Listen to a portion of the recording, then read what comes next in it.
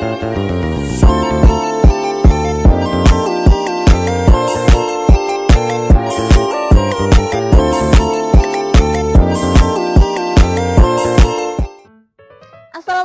warahmatullahi wabarakatuh.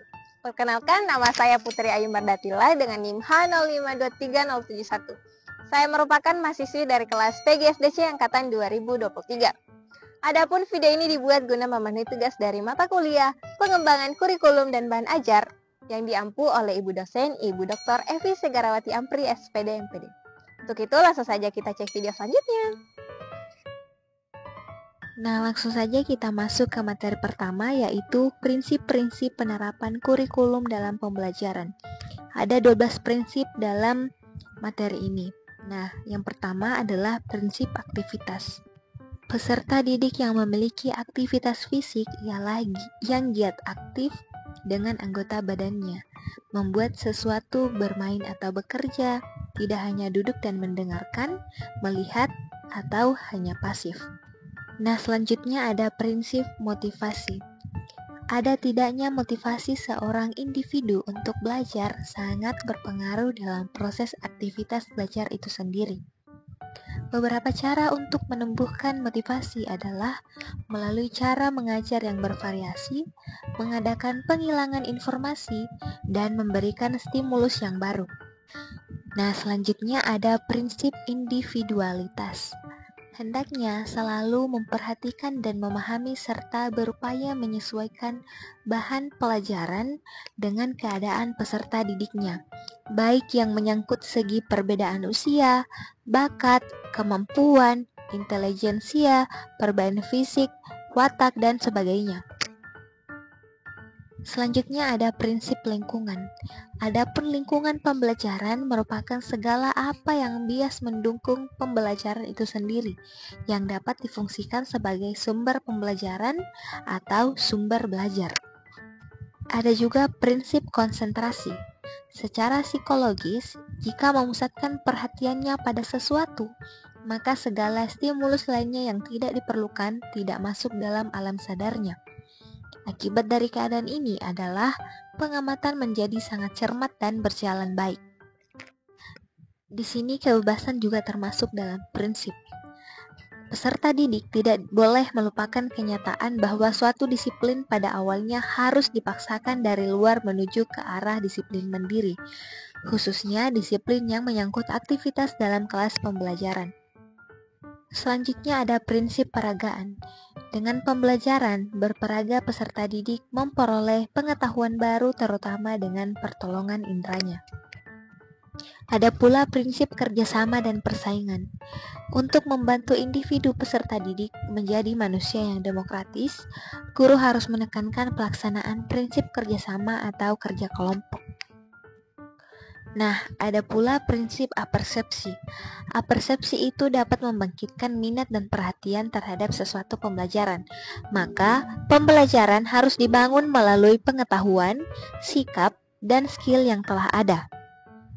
Kita masuk ke prinsip korelasi. Korelasi atau saling berkaitan akan menghasilkan asosiasi dan apersepsi sehingga akan tumbuh dan bangkit minat peserta didik terhadap pembelajaran. Selanjutnya ada prinsip efisiensi dan efektivitas. Semua komponen pembelajaran hendaknya dimanfaatkan sebaik-baiknya untuk mendukung efisiensi dan efektivitas. Jadi, pembelajaran yang baik mestinya dapat berhasil guna dan berdaya guna.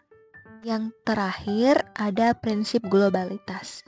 Menurut prinsip globalitas atau integralitas bahwa keseluruhan adalah menjadi titik awal pembelajaran. Peserta didik selalu mengamati keseluruhan lebih dahulu, baru kemudian bagian-bagiannya.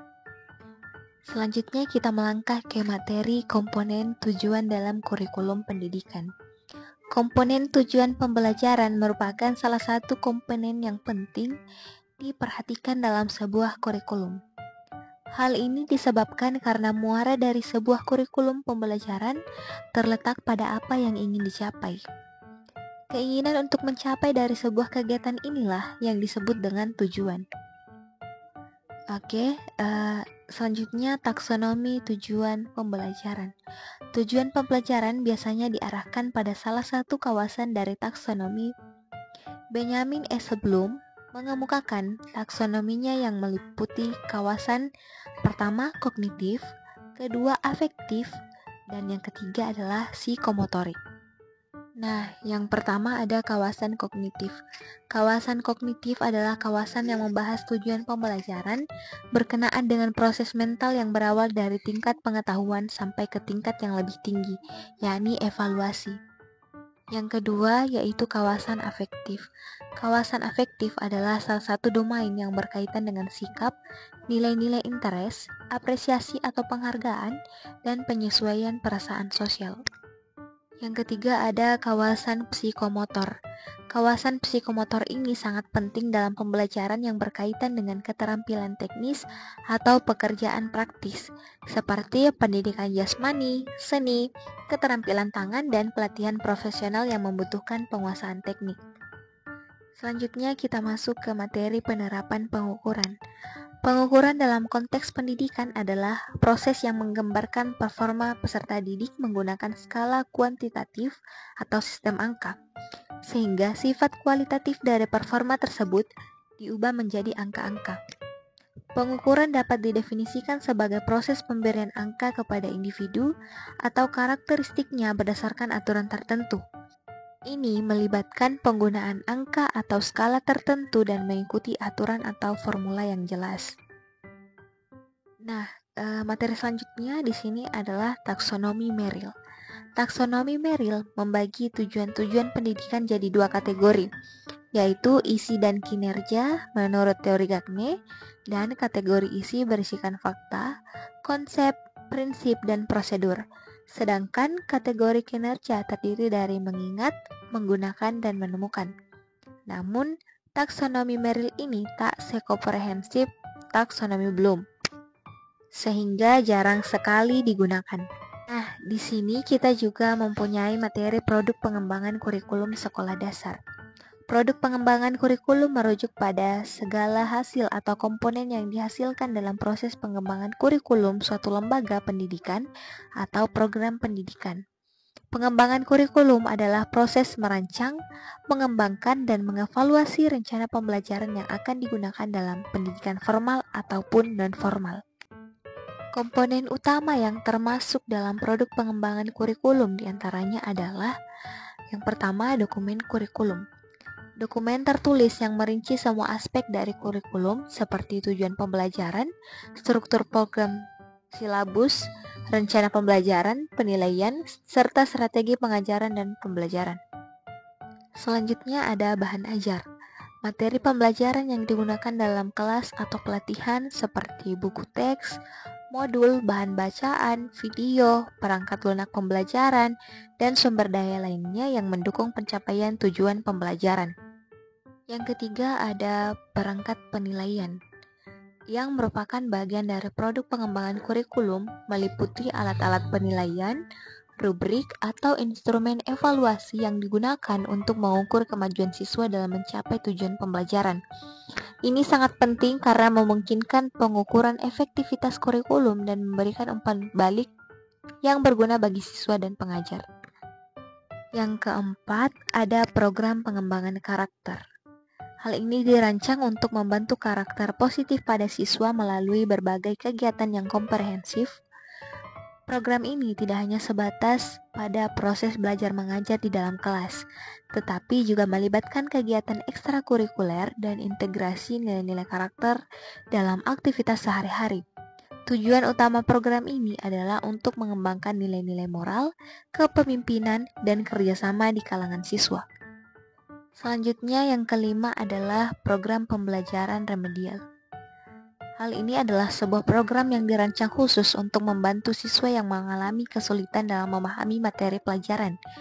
Tujuan utama dari program ini adalah untuk memfasilitasi siswa agar mereka dapat mencapai hasil belajar yang lebih optimal dan memenuhi kriteria ketuntasan minimal atau KKM. Produk pengembangan kurikulum sekolah dasar yang terakhir adalah evaluasi kurikulum. Hal ini adalah proses penting yang dilakukan secara berkala untuk menilai seberapa efektif kurikulum dalam mencapai tujuan pendidikan. Proses ini melibatkan pengumpulan data komprehensif, termasuk hasil belajar siswa, serta umpan balik dari guru dan orang tua. Evaluasi kurikulum bertujuan untuk menilai keberhasilan kurikulum dalam mencapai tujuan pendidikan yang telah ditetapkan. Setelah kita mendengarkan materi sebelumnya, selanjutnya kita masuk ke kesimpulan. Kurikulum merupakan alat dalam proses pencapaian untuk mencapai tujuan pendidikan, sebab erat kaitannya dengan penentuan arah, isi, dan proses pendidikan yang menjadi penentuan akhir kualifikasi lulusan suatu lembaga. Untuk memastikan bahwa proses pembelajaran berjalan lancar dan teratur, guru harus memahami, menghayati, dan menerapkan berbagai prinsip pembelajaran yang efektif. Tujuan pendidikan umumnya difokuskan pada salah satu area dalam taksonomi belajar. Taksonomi Bloom misalnya membagi domain belajar menjadi kognitif, afektif, dan psikomotor. Demikianlah video presentasi yang dapat saya sampaikan. Semoga hal ini dapat bermanfaat bagi banyak orang.